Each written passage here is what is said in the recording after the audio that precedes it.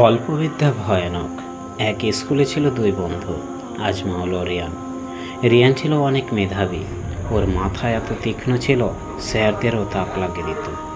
আজমল একটু ধীর, একটু ভুলমনা, প্রশ্ন করতো, ভুল করতো, আবার শিখত। একদিন রিয়ান বলল, আমি তো সব পারি, প্রাইভেটে এসে সময় নষ্ট করে কী লাভ, আমি বাড়িতে বসেই শিখে নিতে পারি। এরপর রিয়ান প্রাইভেট আসা বন্ধ করে দিল, সে নিজে নিজে পড়তে লাগলো। আজমল কিন্তু প্রতিদিন প্রাইভেট আসতো, শুনতো, বুঝতো, প্রশ্ন করত, বন্ধুদের সঙ্গে আলোচনায় আসতো। আজমল ভাবতো, আমি হয়তো খুব মেধাবী নয়, কিন্তু আমি নিয়মিত শিখি। এলো বার্ষিক পরীক্ষা, ফলাফল দেখে সবার চোখ কপালে।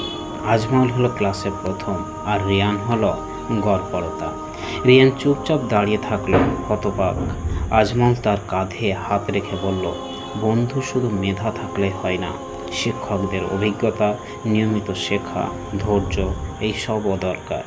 সব কিছু ঘরে বসে শেখা যায় না, শিক্ষণীয় বিষয়। অল্প জ্ঞান নিয়ে অহংকার করলেও ক্ষতি হয়। নিয়মিত চর্চা, বিনয় আর শিক্ষকদের কাছে থেকে শেখা, এটাই সফলতার চাবিকাঠি।